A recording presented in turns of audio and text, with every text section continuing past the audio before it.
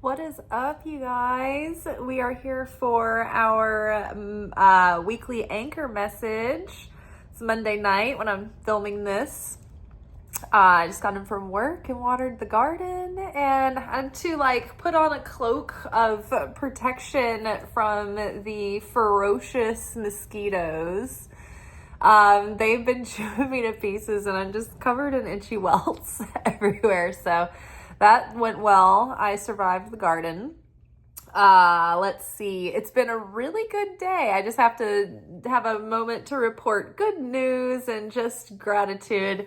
I was able to get up early and get work done in all the things that I like to put my hands on through the day. I had a good workout.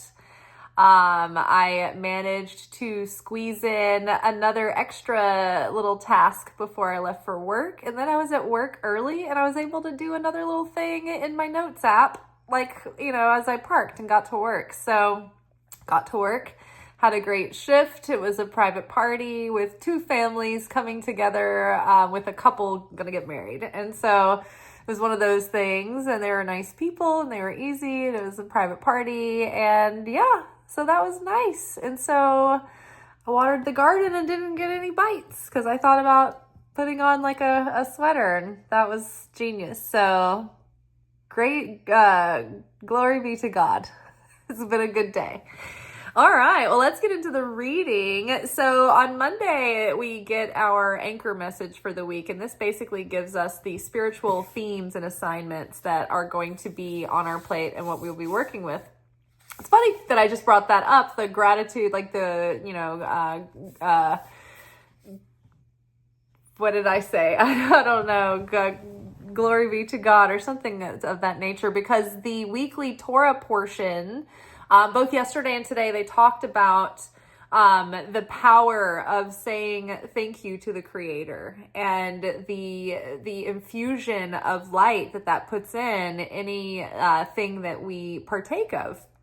Like if you pray over food, that activates the light within the food. And so that does bless the food. And the person who says the blessing actually draws the blessing down first, and then the blessing is distributed to the rest of the partakers of the food from them. So you got to be the one to say the blessing, right? I want to say the blessing. And another thing that they mentioned was that, say food that we forget to bless, that's as if we're stealing from the Creator. I know, because I'm bad about stopping and praying over my food, and when people are really kosher and they're really orthodox, they pray over everything. They pray over when they have a cup of water, or if they're, everything gets a prayer. Everything gets an acknowledgement of the greatness of the Creator and gratitude for the thing. And so it just gives you that much more awareness and appreciation as you're moving through the day. And I think that's really interesting. So I've been trying to be more mindful of that. And I used to have a practice where I would, every day as I was setting up, doing my mise en place, but setting up my tables before the shift, I would bless the tables. I would bless each table. And I don't know, I got out of the habit of doing it. I don't know why, but I did it. I brought it back tonight. So just a little something to think about, keeping that gratitude alive. It keeps that blessed energy, that energy of protection and sustenance flowing. All right, so from the wild unknown archetypes, we've got the flame, followed by the unseen,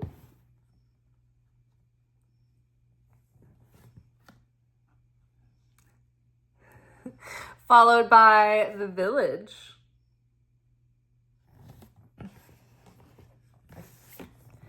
underneath flame, we've got 8 of Swords,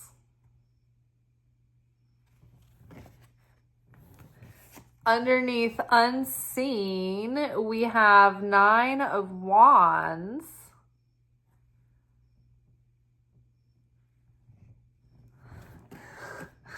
I'm a ham. And underneath the village, we have 3 of Pentacles. All right. So I'm feeling that this week is we're on the other side of the full moon. We are walking into this new chapter. And I feel that Spirit is really encouraging us to go into this new chapter boldly. Today, I like Mercury went direct, maybe like today or yesterday, or it's direct now, freshly direct. And I felt like my energy just whipped like a slingshot, as far as like feeling like focused and on top of things and being productive and fruitful and in flow. It was really wild, that sudden shift. But I do think that because of all the changes and then everything that's going on in the world right now, all the energy in the air, it's easy to be overwhelmed by all of the odds that are against us, seemingly, right? The illusion looks pretty bleak. And so, it's easy to look at the state of things, at the state of the world, at the economy, at our own, meager struggles, and then the sufferings of people, around the world. It's just, we can feel frozen and overwhelmed and discouraged and feel like, what's the point? Like nothing that I do seems to amount to anything. So why keep going? Why keep making an effort if I'm going to keep failing, And so it's easy to feel so trapped. It's easy to feel like, oh, I barely have anything to put into savings to grow. So what difference does it make? And it does make a difference, right? So we see this illusion and we think that like, what we would do wouldn't matter anyway, so what's the point? Well, when I think about myself back in 2010, I thought I didn't have enough money to buy a house. And I did, in East Nashville. It was like the real estate was like the Wild West, and houses were going for the cost of an expensive car. And I didn't think that I could swing it. And I missed that chance. And I think about the fact that I didn't think that I had enough money to invest. And had I been putting just a little bit away at a time back then, it would be so much bigger now, even just in a high yield savings. Now, I will give myself a little bit of slack. It did feel more intimidating because at that time, we didn't have our apps like Robinhood where we could just trade without having an intermediary, right? So thinking about had I been putting away money at all 15 years ago, where I would be now had I just made it happen, even if it was, even just little tiny bits here and there, it would have added up. And I'm even making an effort now, and it's been a new level that I've gotten to, and I can see okay, yeah, it starts to make a difference. Even if you don't feel like it's that much, it does start creating peace of mind and security, and eventually, hopefully, it starts generating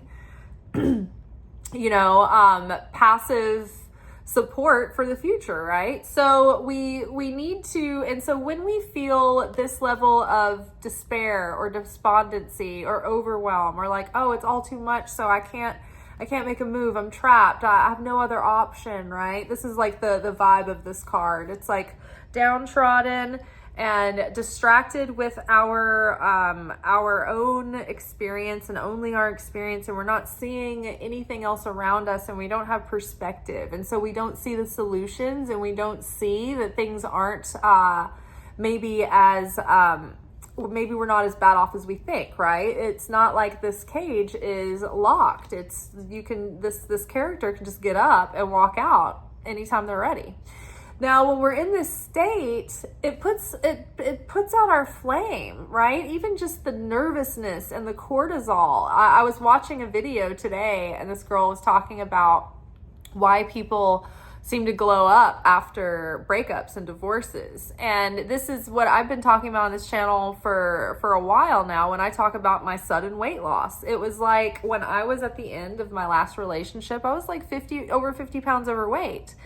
And it was like almost like in a matter of weeks after that relationship was over, it was just like, it just melted off. And it was because I chalk it up to my nervous system. I was like, my body was trying to cushion and protect itself, and I was inflamed.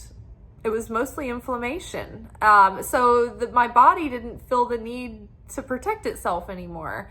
My guard was down. I could relax, and everything, like my whole physiology just shifted like within weeks. It was insane.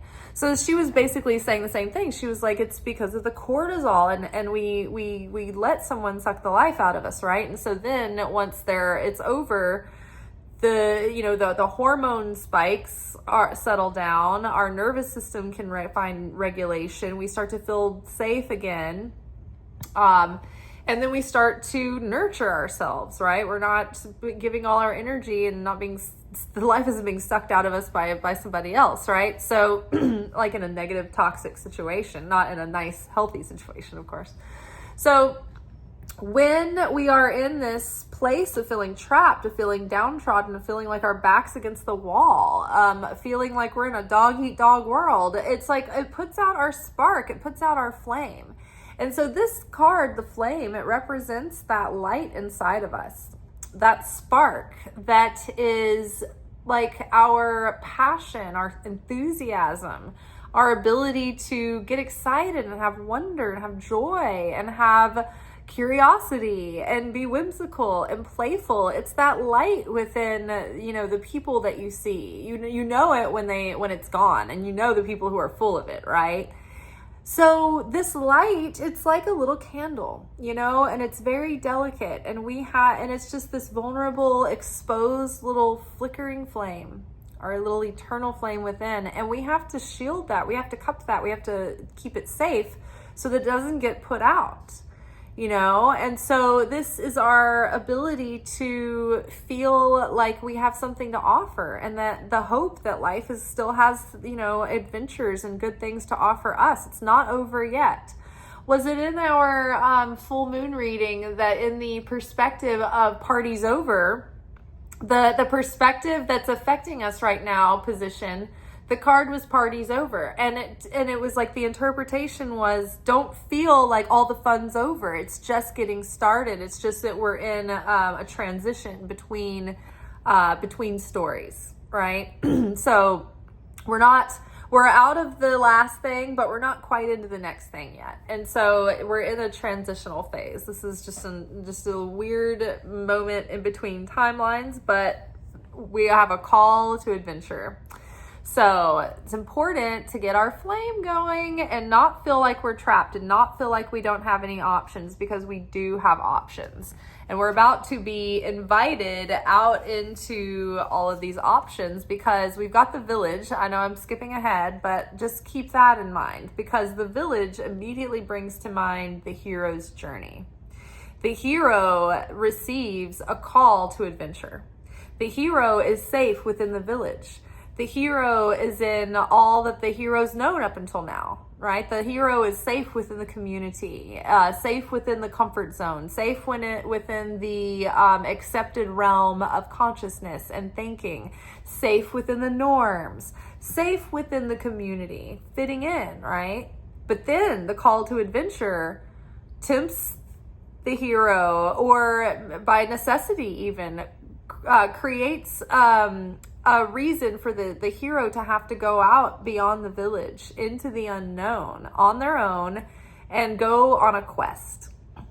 And on this quest, they go into the this amazing adventure through this dark and entangling and twisting path, where they run into friends and foes, and everyone is in disguise, right? A lot of the friends that they meet along the way end up being tricksters, and a lot of the tricksters end up being their helpers. And they're even though they're tricksters, they might be giving them little hints that will help them and guide them along, right? So everyone has a little role that they play out. And so the hero also has to, along the path, take leaps of faith, grow and stretch and do things they don't think that they're capable of. They see what they're made of. And then there's usually an opponent that's coming up against the hero. And there's a threat. And the hero has to face themselves, and they have to face their fears, and they have to face this opponent. And so in the outer journey, there's this quest that they're on to get this thing or save this thing or save someone. And then there's this inward journey, the heroine's journey of their emotional becoming and the soul awakening and all the stuff that's going on internally, facing the fears, tapping into courage, overcoming limiting beliefs. Like all of those things get stirred up on the journey. And so then the hero faces off with the opponent and bests the opponent. And because they find the courage within themselves, they find the key that unlocks the internal mystery that they've been trying to solve underneath the quest that's been conveniently parallel through the whole story. And then they have that moment where they're like kind of reflecting and it's all setting in. And then they go back to the village. And then they, kind of recover. They have their like convalescence where they look out the window and they've taken a shower and they're wearing something linen and someone brings them a drink. You've seen this. And they're looking out the window and they're like, oh, okay. Like they've come to peace. Like it's like this restful, moment where the hero can come to a rest. Like the quest is over and then the hero shares with the village what they have learned on their journey. Now, what happens in the village is the hero brings back the wisdom, the treasure, the boon, if you will. And some of the people in the village are excited to hear about it. Some of the people are sparked into their own adventure and their own call to the road, to the road of mystery and enigma. And some are like, nice for you, but I like my mundane, predictable, comfortable village. I like my comfort zone. I like to be here. I like to do this, and I don't really want to grow beyond this. And so some people just never answer the call, and they don't want to have anything to do with it. And some people are excited that you're going to answer the call, and they're rooting for you, and they're supporting you. Others are confused, they don't get it. And then some people are just quite put off that you've left the village. They're just like, ugh, I'm mad that you're leaving the village. And then other people are jealous that you're leaving the village and they're not leaving the village. So everybody's gonna have mixed feelings toward the hero. But the hero has to break free from that groupthink and go out and find themselves. This is a journey by which one find self-discovery, the means through which one journeys to self-discovery. Okay, so the unseen paired with the King of Wands. All right, so if we're not scared and frozen and overwhelmed, and instead we're taking divinely inspired action, right? Unseen, this is the spirit realm that we're connected to, right? When our spirit is in a good place and our soul's in a good place, our spirit's always in a good place, but the Shekhinah can be around us and protect us and provide for us. This is the Holy Spirit. This is the feminine essence of God. And so this is the presence that moves through our life and brings those blessings about. But that presence can't be with us if we are in this state, right? Because this vibration is not resonant with that vibration. That essence is fire and exhilaration and, peace and fulfillment. But it's creative life force. So that voice is within us. We can tap into it within our heart. And so when our intuition comes through, it's going to be like the quietest, most subtle voice. So we really have to break through, okay, is this the ego's fears that are talking to me? Is this the ego's desires? Like where is this guidance coming from? Is this the ego or is this my intuition? Is this the Holy Spirit guiding me? So we want to keep that connection strong and keep that ability and those muscles strong to identify our spiritual guidance, because that's how spirit supports us from the other side, right? So with spirit's support, and that channel is strong, it's like an umbilical cord. It's feeding us with sustenance and fulfillment and inner peace and inspiration and motivation and endurance, right? When that connection to God is strong, then that flow of sustenance is strong. But when we break that connection through despondency or anger or judgment, these egoic reactive behaviors and lower flesh consciousness, then we cut ourselves off from the Creator, and we cut ourselves off from those blessings because we no longer share affinity with the essence of the Creator. And that's what we want to do. We want to build affinity with the light of the Creator. The more like the Creator we are, the closer to the Creator we can be, the stronger our umbilical cord, our channel is the Creator, and the more sustenance and support can flow through. So with this support, with the Creator on our side, we are feeling strong in that certainty. And that certainty is not knowing that everything's going to work out the way we want it to. And it's not knowing how everything's going to fall into place. And it's not even always knowing what the plan is.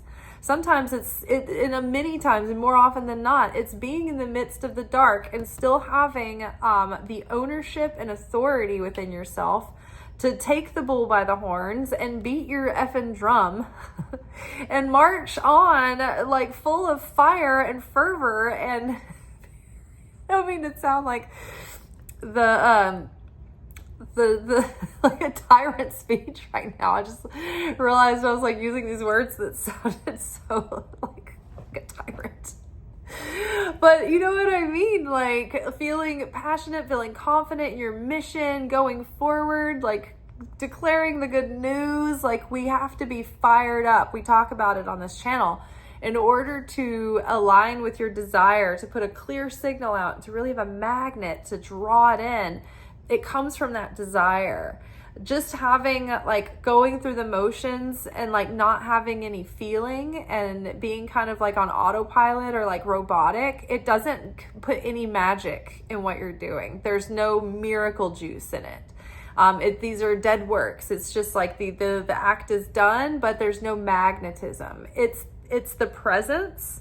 It's when you are, when you're like doing a little craft project or something, or you're working out in the yard, whatever you get up to, and you just, as time goes by and you're like, whoa, and you look up and it's been hours and you've just been in the flow and so present. That is connects you to the Creator. That is being so present and like keyed into the present moment, right? That's where we meet the Creator. The only reality there is the present moment. I mean, there's the non-material reality, but like as far as like this timeline goes, or the 3D, the past is gone, the future doesn't exist yet. We are in the now, and from these flesh suits, we are only able to be effective in the present moment, in the material realm. Now we can use our soul powers to go into the past and redo things and mend things and correct things, but it's a conversation for another day.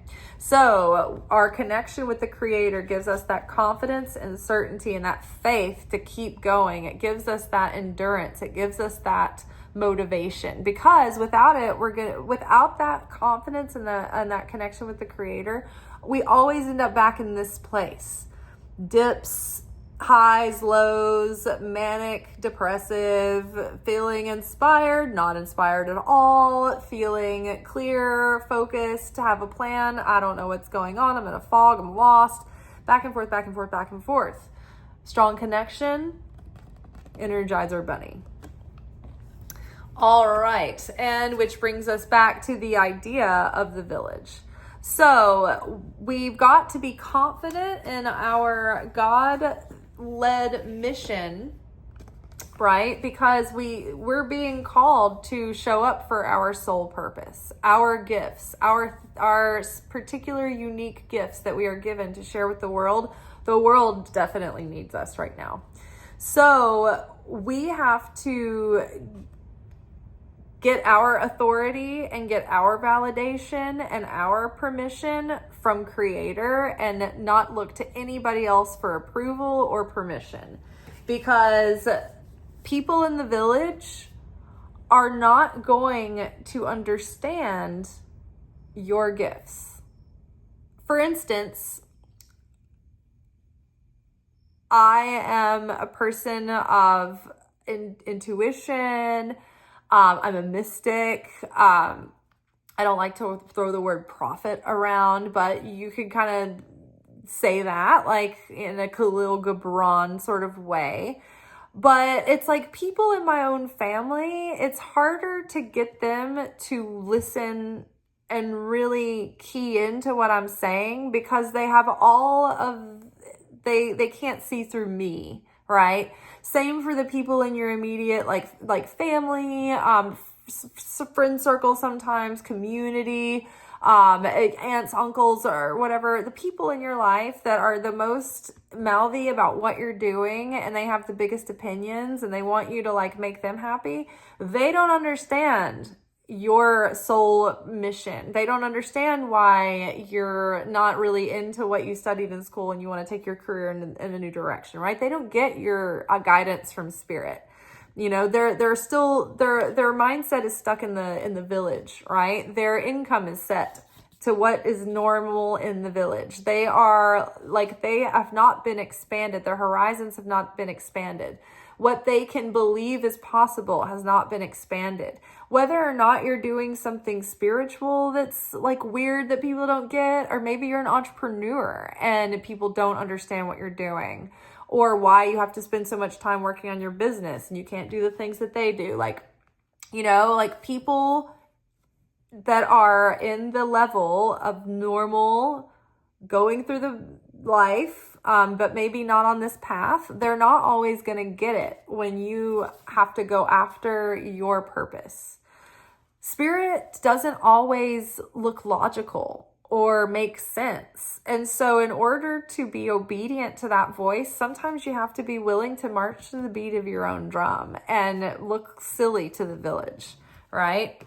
But if you lead the way, eventually the village will follow, because we have 3 of Pentacles here underneath the village. So I think it's about letting the village get their panties in a wad, going about it, doing your thing, and then they'll come around. They'll see by example. They'll see what you're doing, and they'll slowly but surely understand it. And maybe they won't understand it fully, but I think that they're going to see the value in what you're doing, and they're going to maybe even to some extent want to learn more, want to join in, want to collaborate. By the way, 3 of Pentacles is like the beginning of being acknowledged for your work, and people starting to see that your talents are showing and that like you're really coming into your own. And it's like people starting to want to work with you. People are starting to see what you've got to offer. So it's early stages. It's not like you're really showing a lot of profits or like a lot of fruit for your efforts yet, but it's like, this is the first stage of completion, the 3s. So it's like, oh, okay, good things are starting. People are becoming aware. They're taking notice, and they're wanting to work with you. And so this is not just like worried about the people in the village. Like, fuck the village then. Let the village take care of their own damn selves. Like they don't want what you got, right? But there are people that do. And so not everyone in the world has the mindset of the people in the village. And not everyone in the world sees you the same way as the people in your immediate circle, right? They don't have the same hangups. So they don't remember you. And it's funny because I wonder if this is actually in the Bible. Because in the show The Chosen, Jesus, when he goes back to his hometown, and it's like Rosh Hashanah, and he's like for the first time trying to tell his people from his home village that like he might be the Messiah, and they're like, well, we're gonna kill you. He's like, nobody, like a prophet is never acceptable in their hometown, right? So the village, people just don't get it in the village, man. But people in the city, they're gonna want to take you up in your wares, right? It's not literal, but you know what I'm saying. So out in the world, there are people that are going to like what you do. They're going to want to use your services. They're going to see what you have to offer, and they're going to value it. And they're going to value it in a way that takes you seriously. And other people may not have the same set of eyes, right? Because they're just too close to it. So don't base your belief in yourself or your confidence. Don't base that on how you've had, like the feedback you've had from the village, or whether or not you've been well received in the village, because other people they need what you have. They want what you have, and they're going to be excited to connect with you. All right, y'all. Yay. And that is all. And now it is time for din-dins and shower and Betty buys. So I don't know, this might be the beginning of your day. So I hope that y'all have a good rest of whenever you're watching this. And we'll be back together tomorrow for our weekly manifestation oracle message. Till then, peace.